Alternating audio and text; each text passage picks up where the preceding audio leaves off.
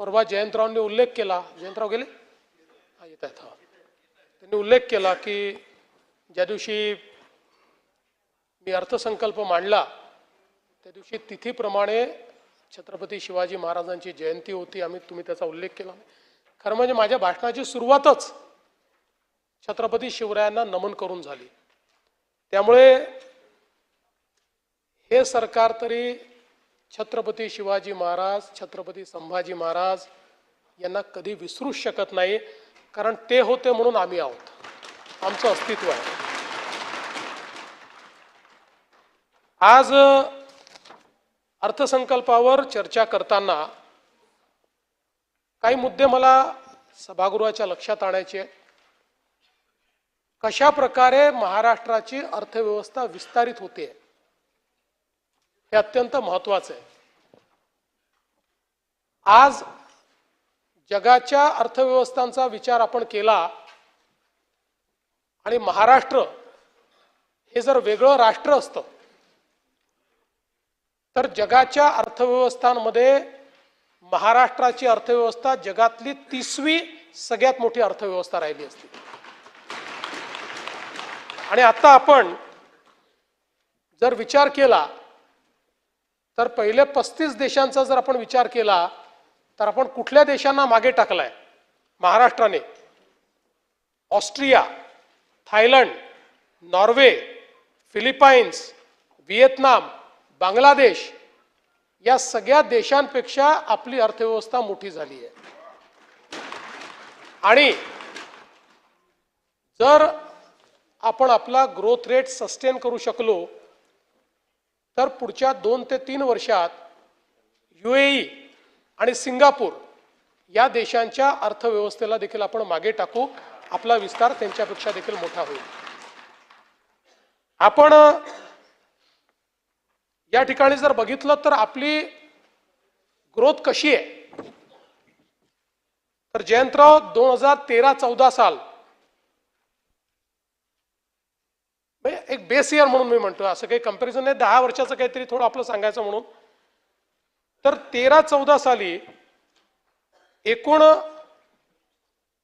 आपला जो GSDP किंवा GDP होता राज्याचा तो 16 लाख कोटी होता. 10 वर्षामध्ये 16 लाख कोटी महाराष्ट्र निर्माण झाल्यापासून तर 2013-14 पर्यंतचा महाराष्ट्राचा GSDP 16 लाख कोटी आणि गेल्या 10 वर्षात आम्ही 16 लाख कोटीवरनं 51 लाख कोटी रुपयावर पोहोचलो. प्रभूसाहेब 3 पटींपेक्षा जास्त ही आपल्या अर्थव्यवस्थेचा विस्तार हा या ठिकाणी झालेला आपल्याला पाहायला मिळतोय.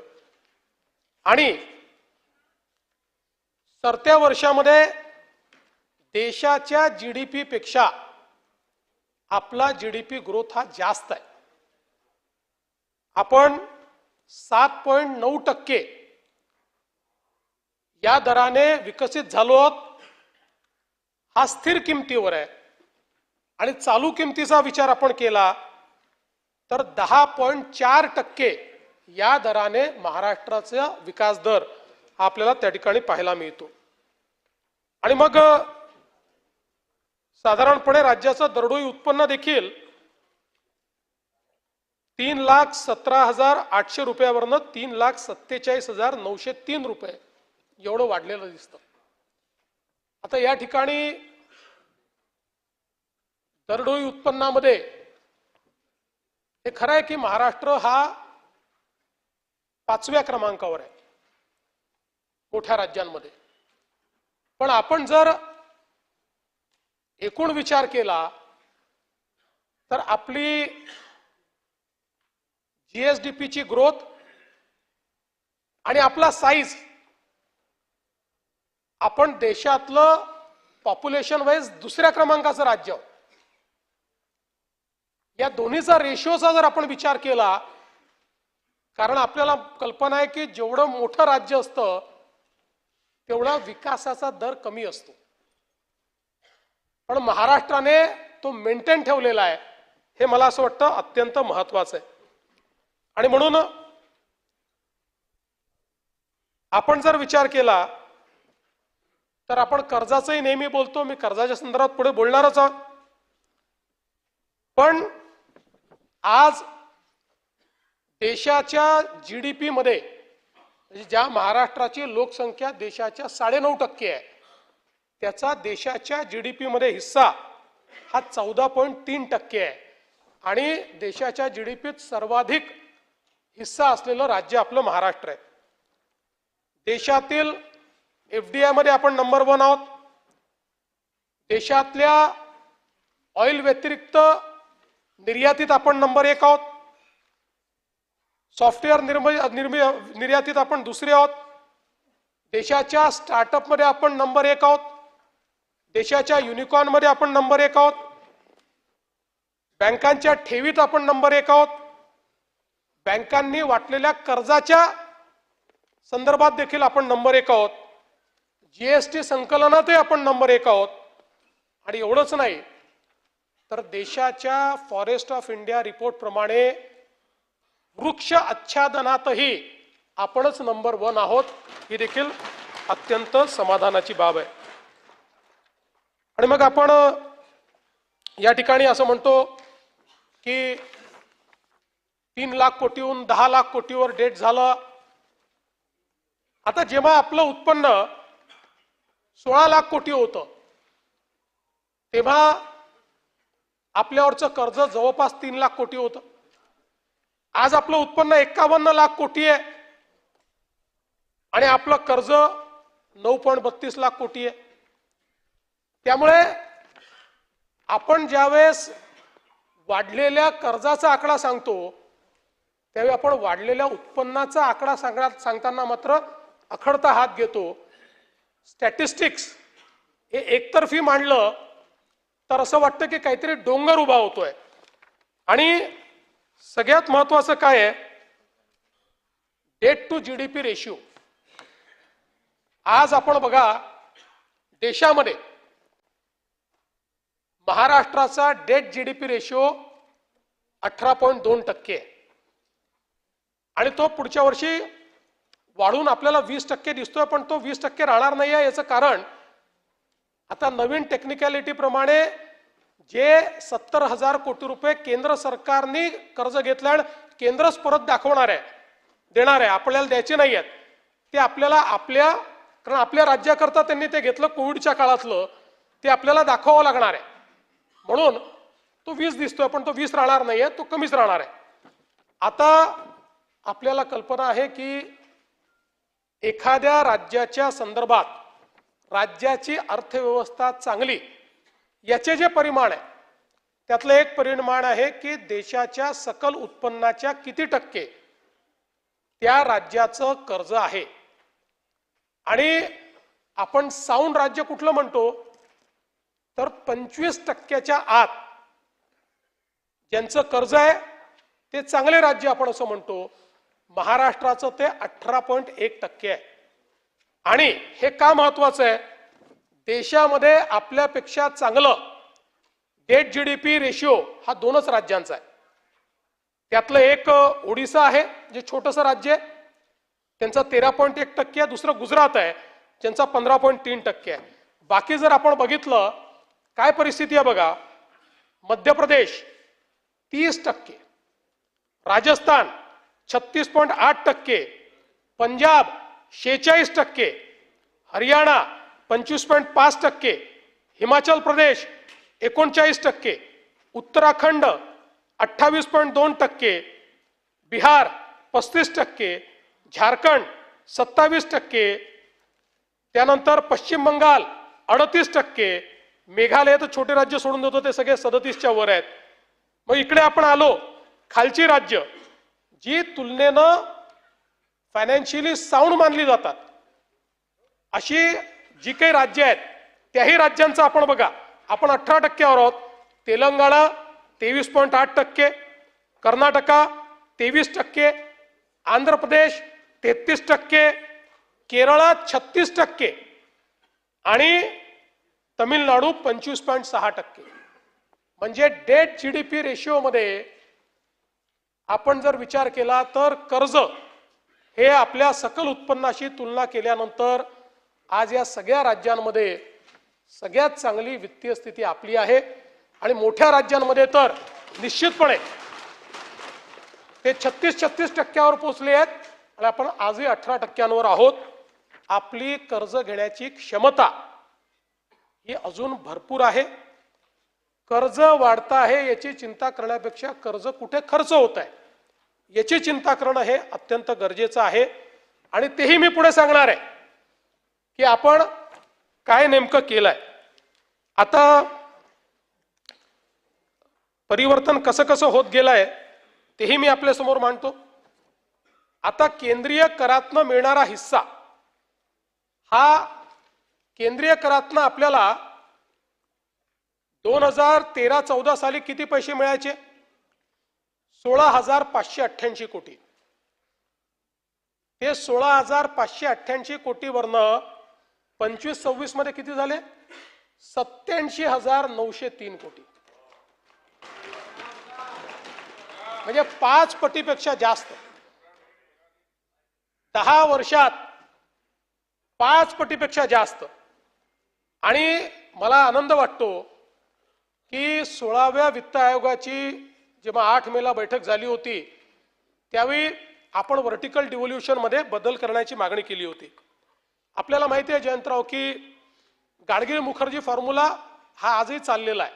इन्कम डिस्टंट मेथड जो त्या काळात आला तो इन्कम डिस्टंट मेथड. महाराष्ट्रासारख्या राज्याला ज्याचा जीडीपी जास्त आहे त्याला त्याचं नुकसान आहे. पण आता देशाचा विचार करता सगळ्या सरकारांनी इन्कम डिस्टंट मेथडच त्या ठिकाणी कायम ठेवला. फक्त त्याच्यावर जीडीपीला देणारे मार्क्स हे थोडे थोडे कमी होत गेले. त्याचा आपल्याला फायदा मिळाला. आता आपण यामध्ये कामगिरी आणि कार्यक्षमता हॉरिझॉन्टल डिव्होल्यूशन अशी मागणी केली होती. ती आपली मागणी केंद्र सरकारने स्वीकारली आणि त्यामुळे 90,000 कोटी रुपयाचा फायदा आता आपल्याला या माध्यमातून होणार आहे. केंद्र सरकारच्या माध्यमातून आपल्याला ते पैसे आपल्याला या ठिकाणी मिळणार आहे. आता केंद्र सरकारकडनं जे सहाय्यक अनुदाने मिळतात त्याचाही विचार केला तर 13-14 साली ही सहाय्यक अनुदाने 13,241 कोटी मिळायची. 13,241. ती आता झाली 68,000 कोटी रुपये वार्षिक. म्हणजे हे पण जवळपास 5 पट या ठिकाणी त्याच्यात वाढ झाली आहे. आणि आपण जर या ठिकाणी विचार केला तर दुसरं महत्वाचं निकष काय आहे की एखाद्या अर्थव्यवस्थेकडे पाहत असताना डेट जीडीपी रेशिओ सोबत राजकोषीय तूट ही 3% आत असली पाहिजे असं आपण या ठिकाणी म्हणतो. FRBM ऍक्टनी पण ते सांगितलेलं आहे. आपण जेवढी मोठी राज्य आहेत त्या सगळ्या राज्यांचं बघा. म्हणजे अगदी काल कोणी तेलंगणाचा या ठिकाणी उल्लेख केला की तेलंगणाचं पर कॅपिटा आपल्यापेक्षा जास्त आहेच कारण हैदराबाद त्यांना मिळालाय. पण त्यांचाही जो राजकोषीय तूट आहे ती 3.5% आहे.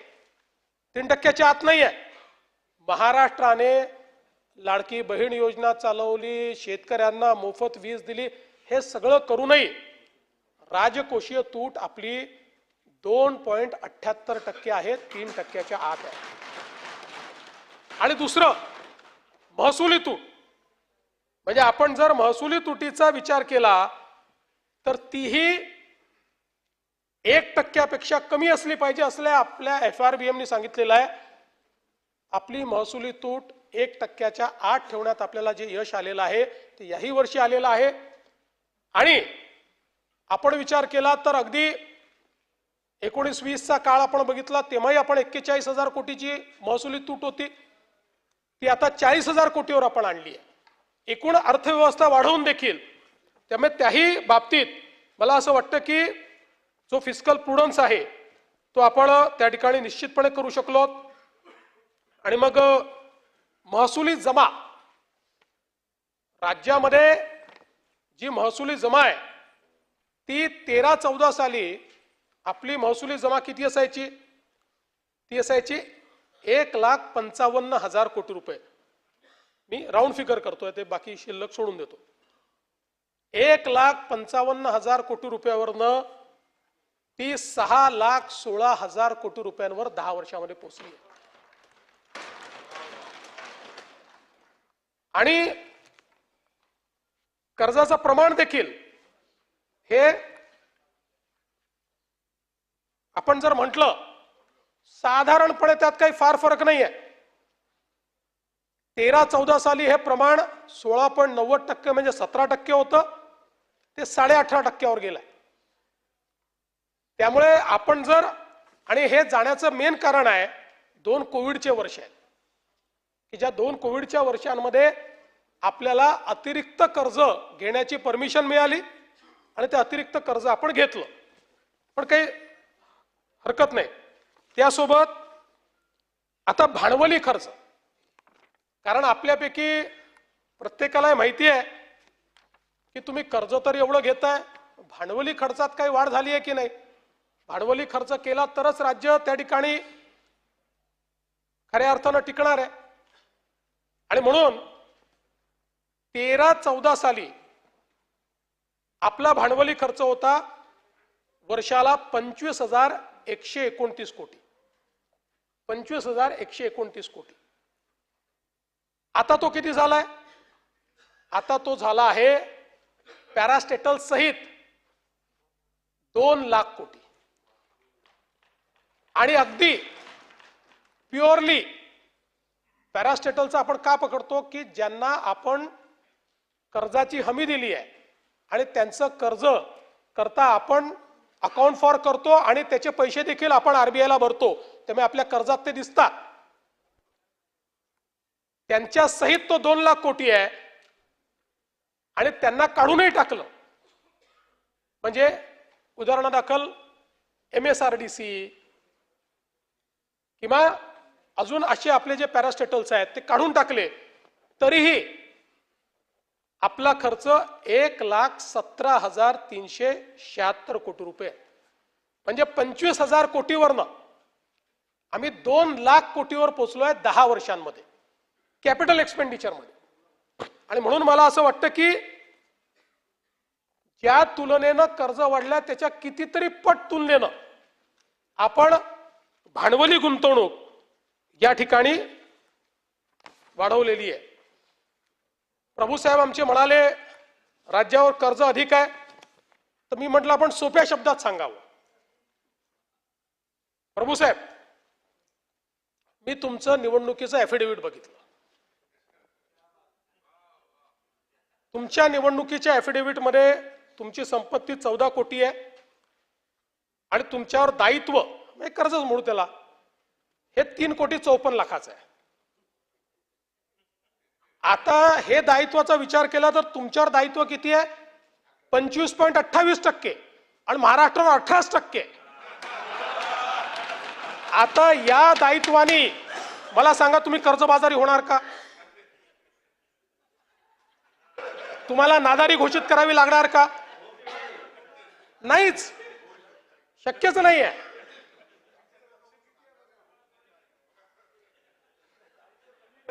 अरे आमच्यासारखे मित्र आहेत तुमच्यासोबत, काय चिंता करता, पण नाहीच. म्हणून म्हटलं सोप्या शब्दात लक्षात घ्या की जसं हे कर्ज घेतल्यामुळे तुम्हाला नादारी घोषित करावी लागणार नाही, तुम्ही कर्जबाजारी होणार नाही, ती परिस्थिती महाराष्ट्राची तुमच्यापेक्षा थोडी उत्तम आहे. आता आमचे जयंतराव तर थेट मणकर्णिका घाटावर पोहोचले.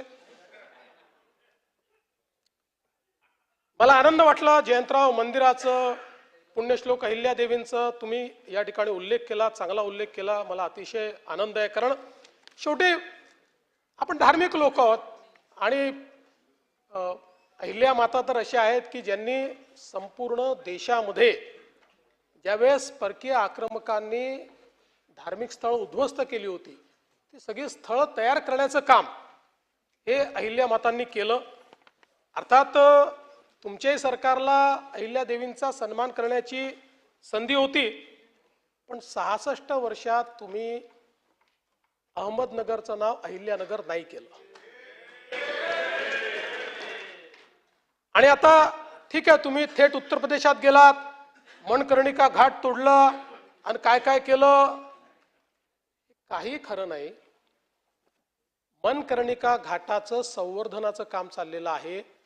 हा ASI प्रोटेक्टेड आहे, त्यामुळे याची प्रत्येक गोष्टीची परवानगी ASI कडनं घ्यावी लागते.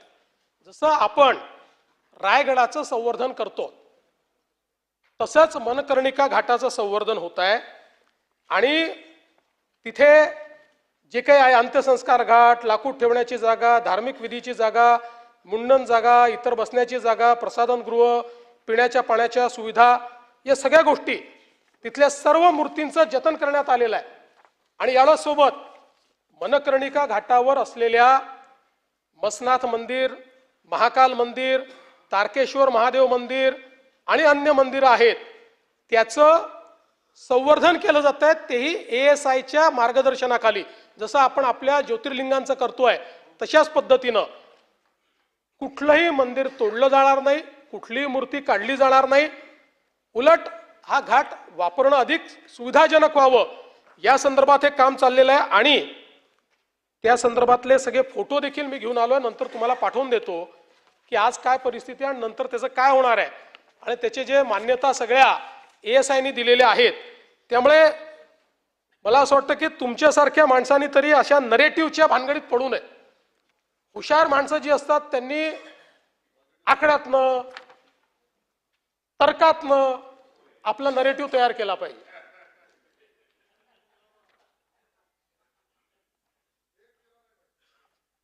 आता जयंतरावनी बावनकुळे साहेबांवरच आक्षेप घेतला. तुम्ही त्यांना घेऊन गेले नाही म्हणून त्यांनी आक्षेप घेतला. कोराळीच्या मंदिरात त्यांनी सांगितलं, एवढंच एक कारण आहे.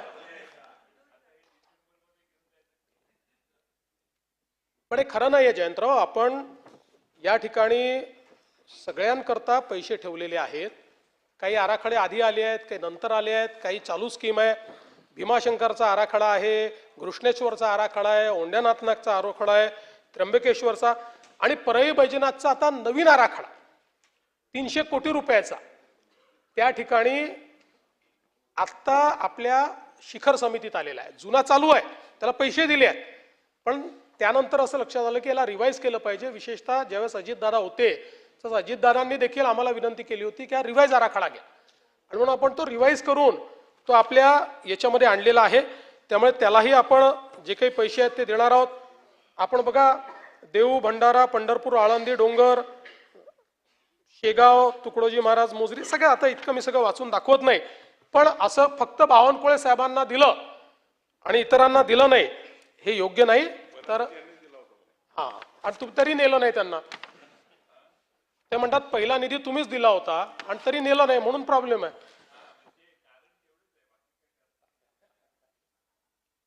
बरं, तुम्ही परत काय आहे जयंतराव, सिलेक्टिव्ह आकडेवारी दिली. तुम्ही सांगितलं 59% निधी बजेटमध्ये भाजपला, 22% शिवसेनेला, 19% राष्ट्रवादीला, असं तुम्ही सांगितलं. आता ठीक आहे, आमच्याकडे संख्याबळ जवळपास असंच आहे. पण 2022 मध्ये काय झालं होतं?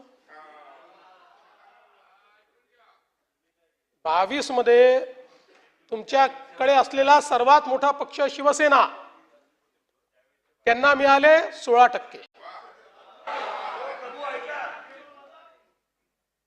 काँग्रेसला मिळाले 26% आणि तेव्हाच्या राष्ट्रवादीला मिळाले 57%. आम्ही तर 137 आहोत. 137. तुम्ही किती होतात? 54.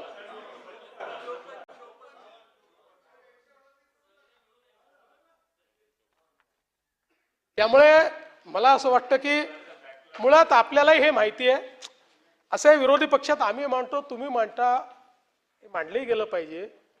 पण शेवटी कोणाकडे कुठली खाती आहेत याच्या आधारावर ते बरेच वेळा निधी मिळतो. आणि अनेक वेळा असे असतं की काही खात्यांमध्ये, उदाहरणादाखल आता नगर विकास खातं आहे, नगर विकास खात्यामध्ये MMRDA ला आता जवळपास आपण 1 लाख कोटीची कामं करतो. ते थोडे आपल्या बजेटमध्ये दिसतं. सिडकोमध्ये कामं करतो, थोडी बजेटमध्ये दिसतं, पण काही हरकत नाही. मी तुम्हाला आठवण करून दिली. हे दिलं ना, असं नाही. आणि म्हणून अनेकांना हा प्रश्न पडतो की हे 1 ट्रिलियन 5 ट्रिलियन तुम्ही बोलता, हे शक्य आहे का? मागे सांगितलं की आपण आता 660 बिलियनवर पोहोचलो, म्हणजे 340 बिलियन अजून आपल्याला पाहिजे. आता मागच्याच वर्षाचा जर आपण विचार केला तर मागच्या एका वर्षामध्ये आपण जवळपास 55 बिलियन ऍड केले आहेत. त्यामुळे आपला जर आपल्याला 30 पर्यंत करायचं होतं, पण अगदी हाच रेशिओ राहिला तरी देखील आपल्याला 5 ते 6 वर्ष लागतील. कारण आपल्याला जायचं किती आहे, 1000 बिलियन वर जायचं आहे. आणि आपण जर आपल्या EACने जे सांगितलंय त्याचा विचार केला, कारण काय गोलपोस्ट शिफ्ट होतं. $1 ट्रिलियन इकॉनॉमीमध्ये डॉलरची किंमत ही सारखी बदलत असते. स्थिर किमतीचा जर विचार केला आपण, ज्यावेळेस आपण हा प्लॅन रोल आउट केला त्यावेळेच्या स्थिर किमतीचा जर आपण विचार केला तर आपण 2029 मध्येच $1 ट्रिलियन इकॉनॉमी होऊ. पण आपल्याला ऍक्च्युअल आजचा जो रेट आहे याचा विचार केला तर कदाचित 30 मध्ये 31 मध्ये आपण हे पूर्ण करू, कारण एखादं वर्ष मागे पुढे होईल. आणि मग 5 ट्रिलियन आपण 47 पर्यंत असं कसं म्हणता, असं जर कोणी विचारलं तर आपण कोविड नंतरचा जर आपण समजा 22 नंतरचा आपला नॉमिनल ग्रोथ रेट बघितला, नॉमिनल, तर तो 14%, 14% आहे. आणि या ग्रोथ रेटवर तुम्ही इयर ऑन इयर जर बिल्टअप करत गेलात, अगदी हाच ग्रोथ रेट राहिला तरी 47 साली तुम्ही $5 ट्रिलियन असाल. त्यामुळे याच्यामध्ये कुठेही आकड्यांची फेकाफेक नाहीये. हा, एखादं वर्ष इकडे तिकडे होऊ शकतं, जसं आता वॉर आला, आता किती दिवस चालतो माहित नाही, त्याचा अर्थव्यवस्थेवर काय परिणाम होतो माहित नाही, अल निनोचा काय परिणाम होतो, पण असं एखादा वर्ष असतं. त्यामुळे एखाद वर्ष गोलपोस्ट इकडे तिकडे होईल, पण देशातला पहिला $1 ट्रिलियन अर्थव्यवस्था पहिली देशातली महाराष्ट्रच होणार. आणि निश्चितपणे आता त्या गोल पोस्टकडे आपण पोहोचलो आहोत.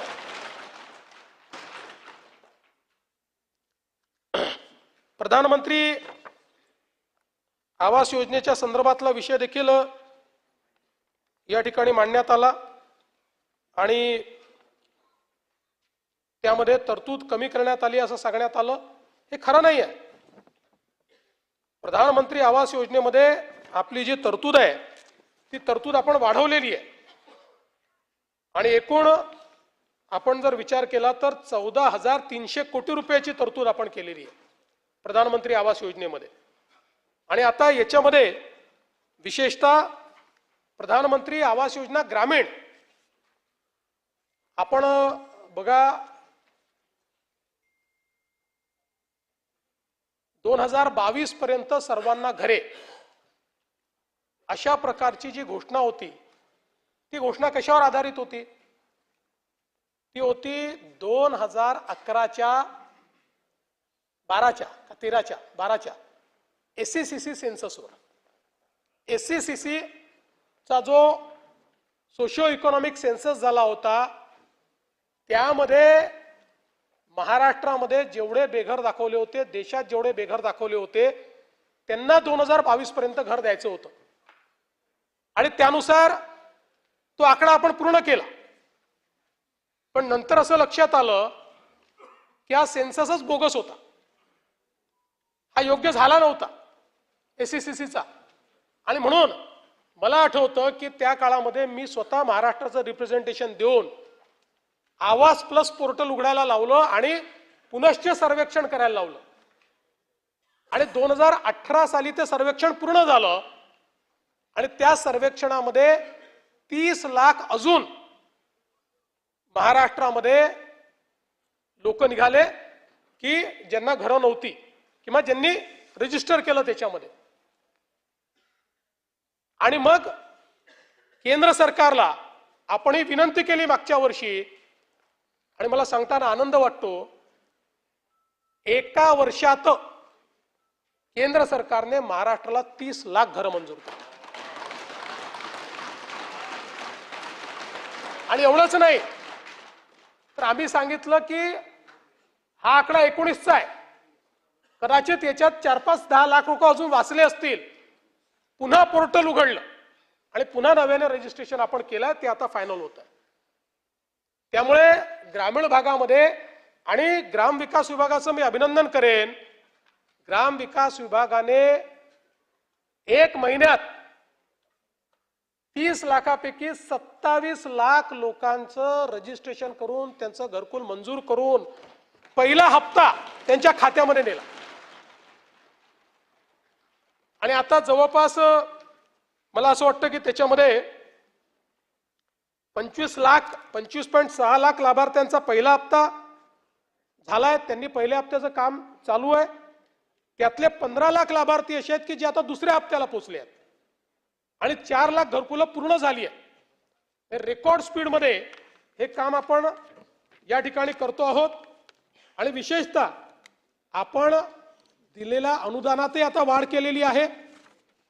आणि ती वाढ करताना ही जी 30 लाख घरं आहेत, पहिल्या दिवसापासून रूफटॉप सोलरची घरं असणार आहेत, त्यांना विजेचं बिल येणार नाही. यासोबत आपण अतिक्रमितांचे जे काही पट्टे आहेत ते पट्टे त्या ठिकाणी नियमित करायचे, अशा अनेक त्या ठिकाणी योजना घोषित केलेल्या आहेत. जल जीवन मिशन या संदर्भात चर्चाही झाली, अडचणी निश्चितपणे आहेत. पण मला सांगताना आनंद वाटतो की कालच केंद्रीय मंत्रिमंडळाने सगळ्या शंका कुशंका दूर करत या ठिकाणी 8.69 लाख कोटी रुपये हे जल जीवन मिशनला नव्याने अलॉट केले आहेत. आज महाराष्ट्रात 81% लोकांना नळाने पाणी पुरवठा करण्याच्या योजना या आपण त्या ठिकाणी तयार केलेल्या आहेत. आपण जर विचार केला तर राज्यात जल जीवन मिशन अंतर्गत 51,560 योजना राबविण्यात येत असून त्यापैकी 26,499 योजना पूर्ण झाल्या आहेत. उर्वरितच्या योजना आहेत त्यामध्ये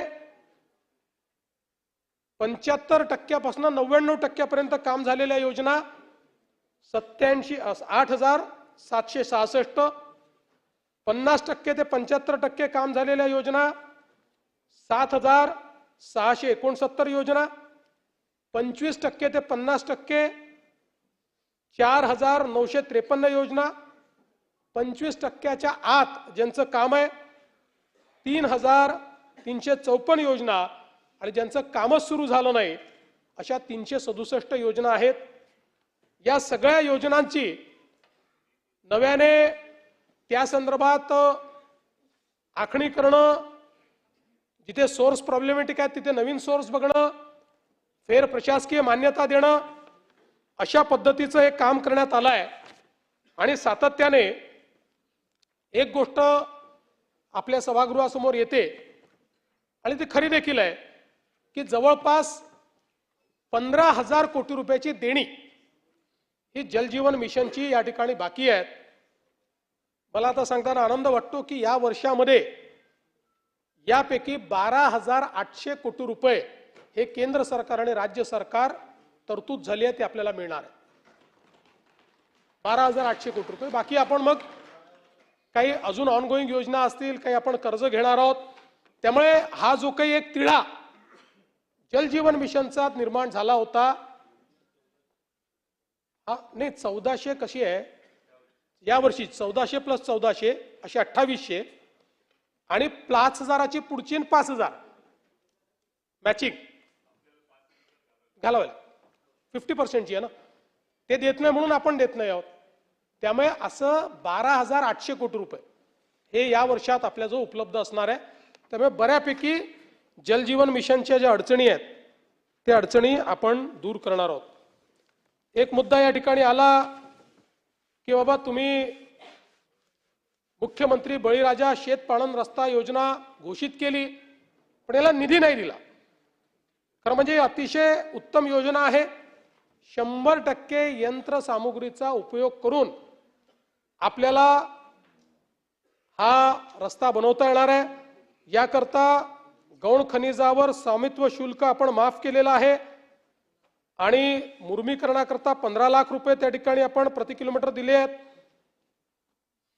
आमदार जे आहेत स्थानिक त्यांच्याच अध्यक्षतेखाली समित्या त्या ठिकाणी निर्माण करतो. आपण प्रत्येक कामाचं जिओ टॅगिंग आणि कोर कटिंग आपण करतो आणि जी काही वेगवेगळी प्रकरणं आहेत ते सांगून आपल्याला वेळ घेत नाही. पण आमचे महसूल मंत्री यांच्या अध्यक्षतेखाली समिती होती.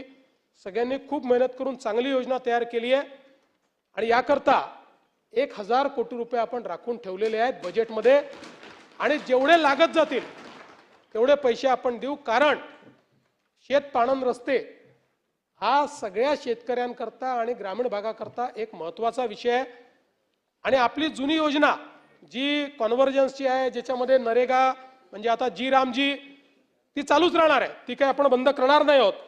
पण या योजनेमुळे अत्यंत वेगाने आपल्याला हे काम करता येईल. एक विषय आला की गेल्या वर्षीच्या तुलनेत अर्थसंकल्पात सामाजिक न्यायाला 38% कमी निधी दिला. हे काही खरं नाही आहे. सामाजिक न्यायाला आपण मागील वर्षीपेक्षा जास्त निधी दिलेला आहे आणि आपण जर या ठिकाणी बघितलं तर हेही खरं नाही आहे की पैसे खर्च झाले नाही. किंबहुना अजून या ठिकाणी 31 मार्च यायचा आहे पण वितरित निधी जो आहे तो जवळपास 76% आहे आणि त्या 76%च्या 87% एवढे पैसे खर्च झालेले आहेत. आपल्याला माहिती आहे की सगळा हिशोब 31 मार्च पर्यंत येईल त्यावेळेस याची जुळणी होईल. त्यामुळे कुठेही याच्यामध्ये कपात किंवा हे पैसे खर्च झाले नाहीत अशी परिस्थिती असणार नाही. यासोबत आदिवासी विकास विभागाचा जर आपण विचार केला तर त्याही ठिकाणी हीच परिस्थिती आहे. जवळपास 83% निधी आपण वितरित केलेला आहे. खर्च 70% झालेला आहे. पण 31 मार्च पर्यंत आपल्याला माहिती आहे की उर्वरित खर्च आपला तो त्या ठिकाणी बुक होतो. त्यामुळे कुठेही आपण या दोन्ही निधीमध्ये कपातही केली नाही. खर्चामध्ये 38% 40% वगैरे नाही. 83% आतापर्यंत हा खर्च आपला पोचलेला आहे आणि या सगळ्या योजना ज्या आहेत त्या योजनाला आवश्यक तो निधी आपण दिलेला आहे. क्रीडा प्रबोधिनीच्या संदर्भातही चांगला मुद्दा जयंतराव आपण उपस्थित केला आणि निश्चितपणे आपण क्रीडा प्रबोधिनीवर मोठ्या प्रमाणात खर्च करतो आहोत आणि आपले साधारणपणे जी काही या ठिकाणी परफॉर्मन्स आहे तो परफॉर्मन्स देखील चांगला आहे. अर्थात आपण जे सांगितलं 23-24चा परफॉर्मन्स हा आपला खूपच चांगला होता. बाकी 22-23, 24-25, 25-26 हे जवळपास सारखे आहेत. पण 23-24ला मात्र आपण 122 पदकं मिळवली होती. त्यामुळे निश्चितपणे तसाच परफॉर्मन्स दरवर्षी कसा करता येईल या संदर्भात त्याच्यामध्ये लक्ष घालण्याचं काम आपण करू. जलसंपदा विभागाच्या संदर्भात देखील सांगत असताना मला आपल्या लक्षात आणून द्यायचं आहे की सातत्याने आपण म्हणतो की तुमचं किती सिंचन क्षमता निर्माण झाली हे तुम्ही सांगत नाही आणि मग त्याचे आकडे नाहीत आणि इतके पैसे खर्च होतात. आणि म्हणून आपल्याला माहिती आहे की आपला जो जल आराखडा आहे त्या जल आराखड्यामध्ये महाराष्ट्राची अंतिम सिंचन क्षमता 81 लाख हेक्टर इतकी आपण त्या ठिकाणी अंदाजित केलेली आहे की अंतिम पोटेन्शियल किती जे आपण प्राप्त करू शकतो तर ते 81 लाख हेक्टर आहे. अर्थात आता हे चेंज होणार आहे कारण हे 81 लाख हेक्टर आपण ज्यावेळेस पकडलं त्यावेळेस आपण नदीजोड प्रकल्प पकडले नव्हते. तर नदीजोड प्रकल्पाशिवाय 81 लाख हेक्टर आपली अंतिम सिंचन क्षमता आहे. त्यापैकी आता जून 2024 अखेरपर्यंत पूर्ण आणि आताचे बांधकामाधीन प्रकल्प याच्या माध्यमातून जी सिंचन क्षमता आपण निर्माण केलेली आहे ती आहे 57 लाख हेक्टर, म्हणजे अंतिम सिंचन क्षमतेच्या 70% आपण सिंचन क्षमता तयार केलेली आहे। आणि अगदी मराठवाड्याचा विचार केला तर मराठवाड्याचं कोणी बोललं म्हणून सांगतो, मराठवाड्याची अंतिम सिंचन क्षमता ही 17 लाख हेक्टर आहे, त्यापैकी 12.68 लाख हेक्टर आपण तयार केली आहे आणि 2.43 लाख हेक्टरची कामं चालली आहेत, म्हणजे दोन्ही मिळून 17 लाख हेक्टर पैकी 15 लाख हेक्टरची सिंचन क्षमता आपण अचीव करणार आहोत। त्यामुळे महाराष्ट्रामध्ये मला असं वाटतं की आपण लक्षात घेतलं पाहिजे की मोठ्या प्रमाणात ही सगळी कामं जी आहेत ही कामं चाललेली आहेत, ज्यामध्ये 3123 लघु प्रकल्पांपैकी या ठिकाणी 3000 प्रकल्प पूर्ण झाले आहेत। 69 मोठ्या प्रकल्पांपैकी नाही, एक मिनिट काहीतरी चुकतं, थांबा, 110 लघु आणि 69 मोठे इतके प्रकल्प आपण पूर्ण केलेले आहेत। बाकी आपले प्रकल्प जे आहेत ते बांधकामाधीन आहे आणि यासोबत नदीजोड प्रकल्प जे आहेत ते अत्यंत वेगाने पुढे चालले आहेत।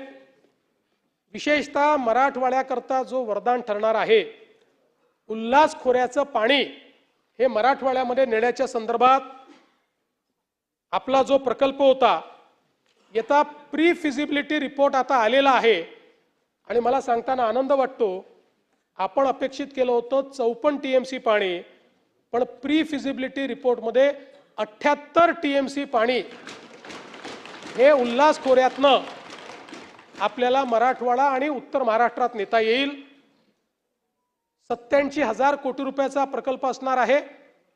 आता प्री फिजिबिलिटी रिपोर्ट हा आल्यामुळे आणि तो वायबल आल्यामुळे आता याचा डीपीआर बनायला सुरुवात झाली आहे।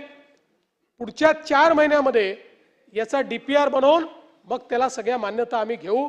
त्यामुळे मला असं वाटतं की हा जो काही दुष्काळ मुक्तीकडे आपली जी वाटचाल चालली आहे ती अत्यंत चांगल्या पद्धतीने चालली आहे।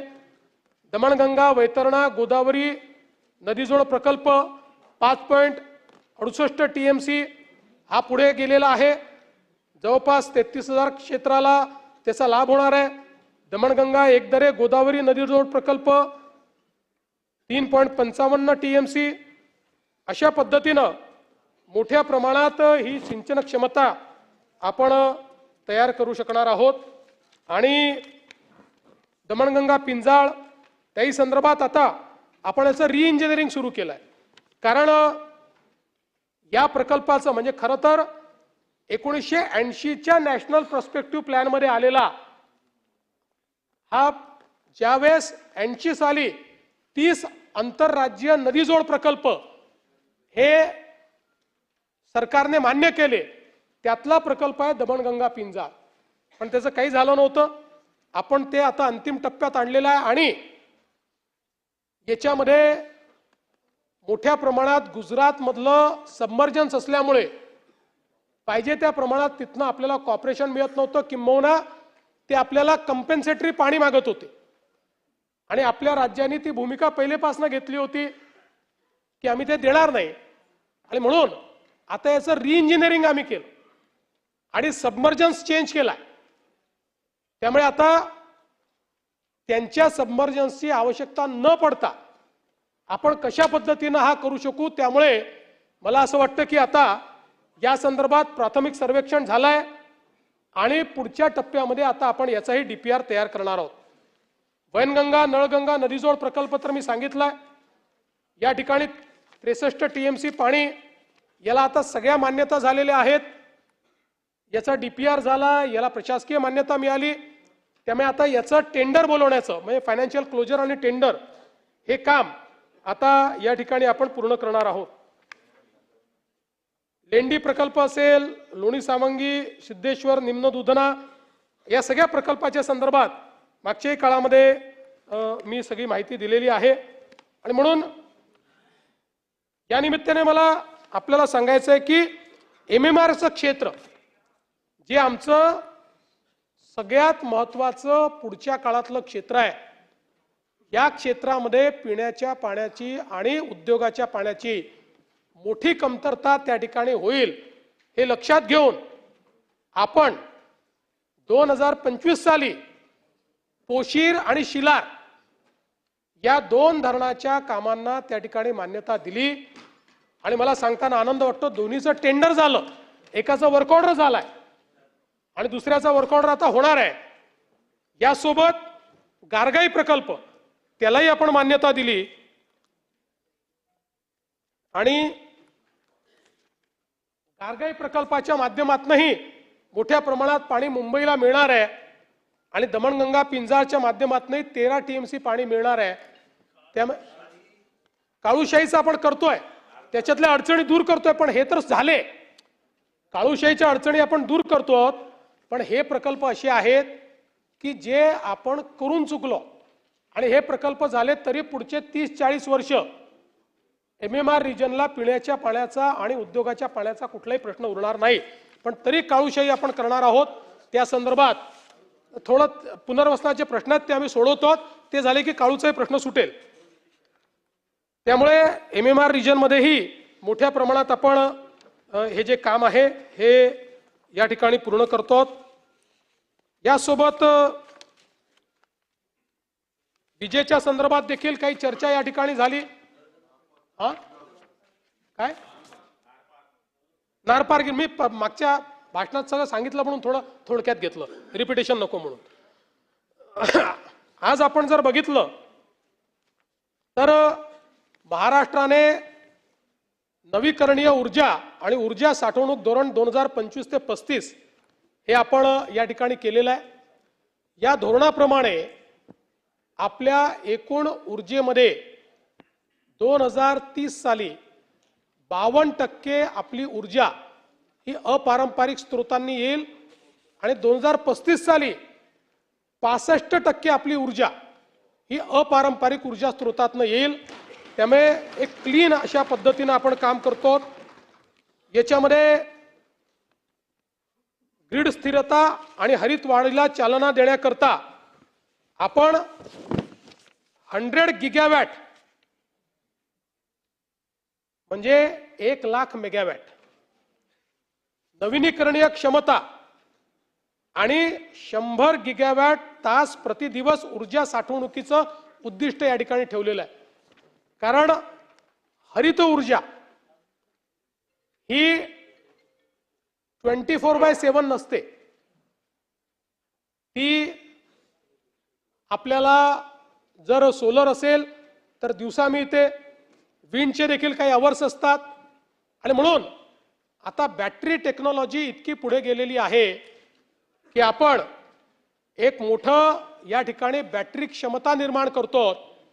पूर्वी आपण सांगायचो, आम्ही देखील या सभागृहात ऐकायचो भाषणं आणि ते खरंही होतं की वीज स्टोअर करून ठेवता येत नाही, वीज वापरावी लागते स्टोअर करून, कारण तेव्हा ती क्षमता नव्हती. पण आज ही क्षमता निर्माण झाली आहे, त्यामुळे ती आपण स्टोअर करून हरित ऊर्जा देखील 24/7 आपल्याला वापरता येईल.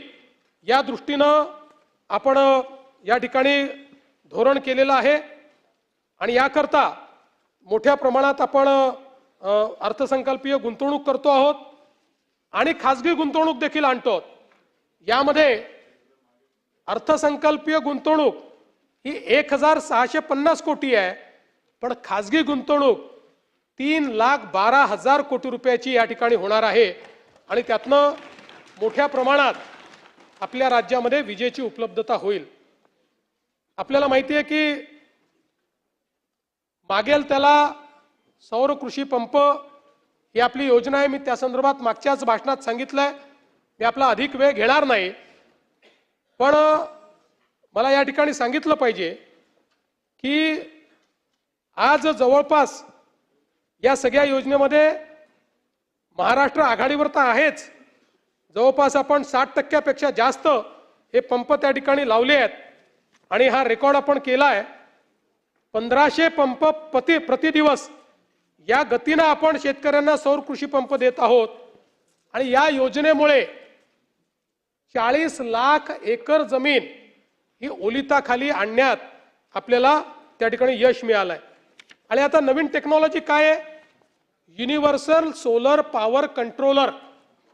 याच्या आधारावर आता हे जे काही शेतकऱ्यांना दिलेले सोलर पंप आहेत त्याच्या सोबत आपल्या पंपासोबत ते थ्रेशर, पिठाची गिरणी, इलेक्ट्रिक व्हेकल चार्जिंग, दिवे, पंखे या सगळ्या गोष्टी याच पंपावरनं वापरू शकणार आहेत अशा पद्धतीची. आणि त्याची सुरुवात देखील आज या ठिकाणी मला असं वाटतं झालेली आहे.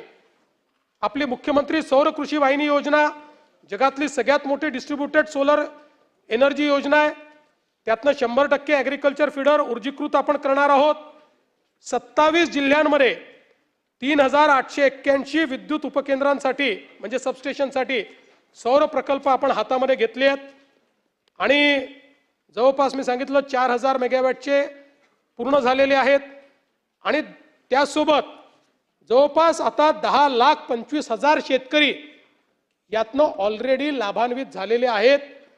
त्यांना दिवसा वीज मिळते.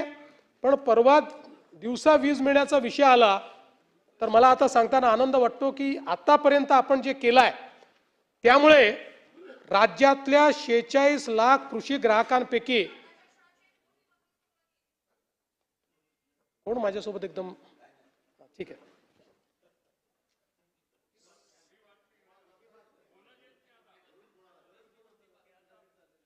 काहीतरी चाललंय घरात. सद्यस्थितीत राज्यात 46 लाख कृषी ग्राहकांपैकी 33 लाख कृषी ग्राहकांना आपण दिवसा वीज पुरवठा करू शकतो आहे.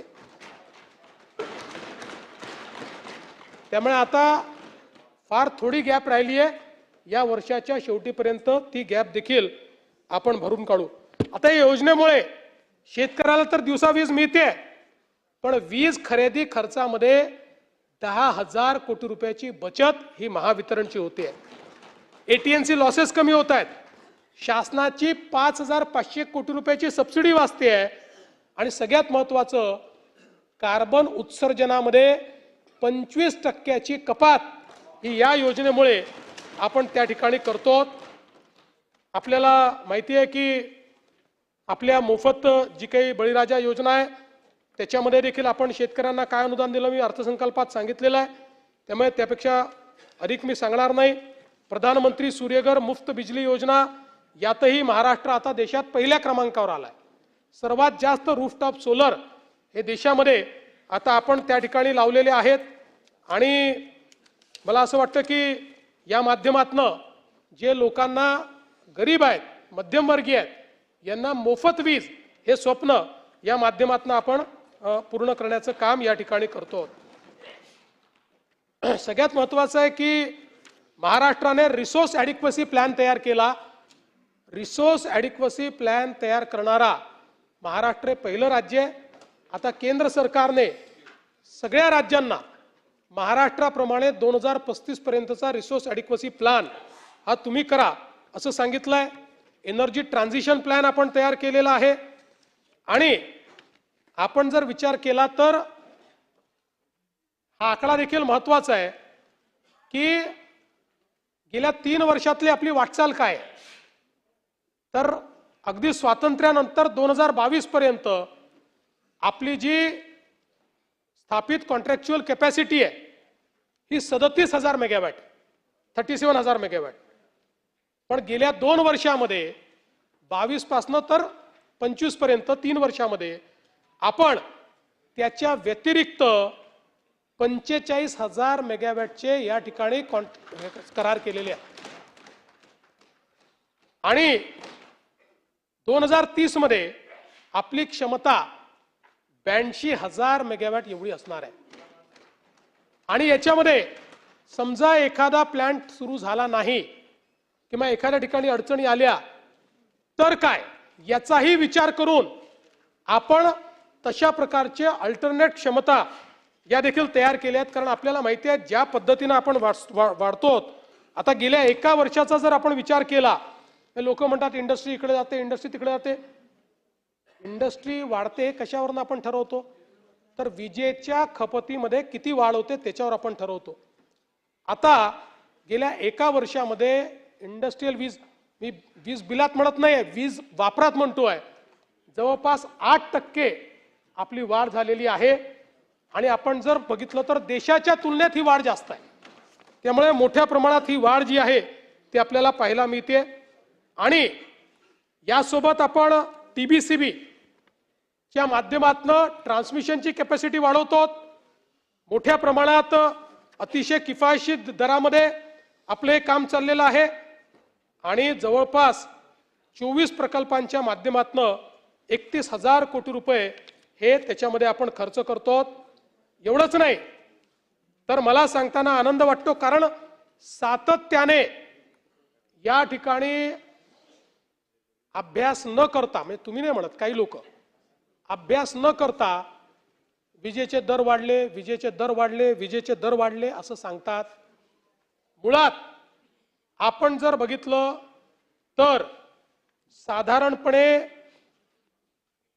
राज्याच्या इतिहासामध्ये पहिल्यांदा इतके कमी दर आपण या ठिकाणी केलेले आहेत. क्रॉस सबसिडी अधिभार आपण त्या ठिकाणी कमी केलेला आहे. त्यामुळे आपण जर विचार केला तर घरगुती ग्राहकांना 0 ते 100 युनिटमध्ये ज्यात 70% ग्राहक येतात, पुढील 5 वर्षात त्यांचे दर 26% कमी होणार आहेत.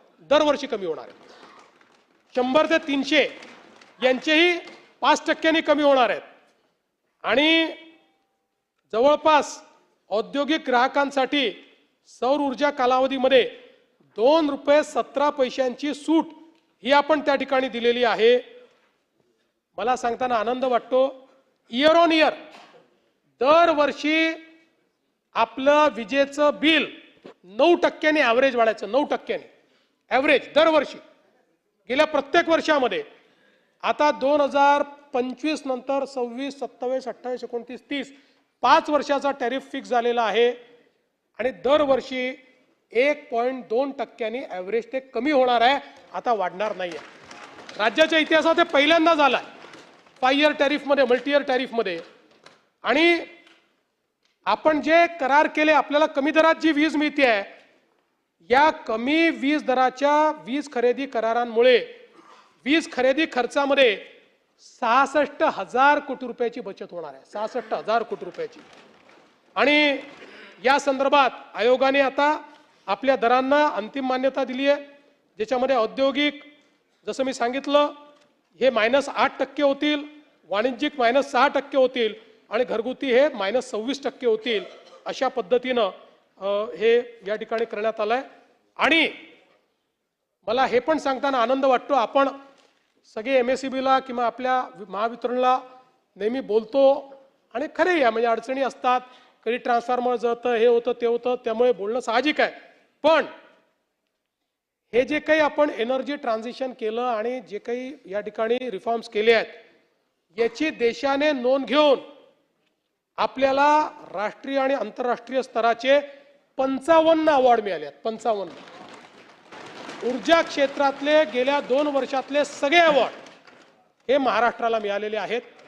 आणि आपण जर कुठे कमी राहिलो तर ते एवढंच कमी राहिलोय की आपण आपल्या महावितरण कंपनीला सबसिडीचे पैसे उशिरा दिल्यामुळे त्यांच्या बॅलन्स शीटमध्ये अडचणी आल्या, पण आता त्या पण आपण दूर केल्यात.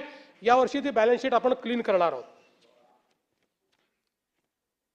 शिक्षणाच्या संदर्भात देखील या ठिकाणी विषय आला आणि डिजिटल एज्युकेशन आणि पायाभूत सुविधा या संदर्भात राज्यात स्थानिक स्वराज्य संस्थांच्या 63,732 शाळा असून त्यापैकी 53,709 शाळांमध्ये संगणक प्रयोगशाळा अथवा स्मार्ट क्लासरूम आहे.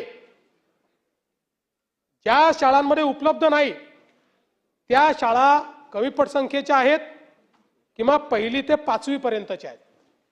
बाकी शाळांमध्ये मोठ्या प्रमाणात ही सगळी डिजिटल व्यवस्था ही उपलब्ध आहे. डिजिटल लायब्ररी देखील अनेक शाळांमध्ये आहे आणि त्याकरता मोठ्या प्रमाणात निधी देखील आपण उपलब्ध करून दिला आहे. यासोबत एक विषय अजून मांडण्यात आला, मला वाटतं प्रभू साहेबांनी मांडला, की तुम्ही मोठ्या लोकांना काय वीज कर माफ करता. प्रभू साहेब, ही आज आलेली स्कीम नाही आहे. ही जी स्कीम आहे गेली 20 वर्ष आपल्याकडे आहे आणि ती स्कीम अशी आहे की विशेषतः मागास भागामध्ये, विदर्भ मराठवाड्यासारख्या भागामध्ये आणि विशेषतः विदर्भात इलेक्ट्रिसिटी ड्युटी आपण इंडस्ट्रीला इन्सेंटिव्ह म्हणून कमी करतो, ती घेत नाही त्यांच्याकडनं. आता या स्कीमला 20 वर्ष झाले आणि एकूण लाखात त्याचा इम्पॅक्ट नाही आहे, त्याचा इम्पॅक्ट 2000 कोटी रुपयाचा आहे, 2000 कोटी रुपयाचा. आणि आता आपण जी आपल्या ग्राहकांना दिलेली सूट आहे ती 66,000 कोटी रुपयाची, 66,000 करोड. त्यामुळे मला असं वाटतं की हा जो काही भाव आहे की कुठेतरी आपण इकडनं घेतोय तिकडनं देतोय. आणि दुसरं, आता प्रभूसाहेब किती वर्ष तुम्ही वेदांता फॉक्सकॉन आणि बल्क ड्रग पार्क आणि काही नवीनता आणा, काही तर नवीन आणा. अरे त्याच्यानंतर आपल्याकडे हुंडई आलं, टोयोटा आलं, आपल्याकडे एरोस्पेसमध्ये सगळ्या जगातल्या मोठ्या कंपन्या आल्या. आणि हे जे गेले म्हणजे आपल्याकडनं आमच्या काळात नाही गेले, तुमच्याच काळात गेले. तारकेसहित मी अनेक वेळा सांगितलेलं आहे. पण जे गेले ते तिकडे सुरू नाही झाले. सुरू व्हायचं असेल तर आपल्याचकडे यावं लागतं.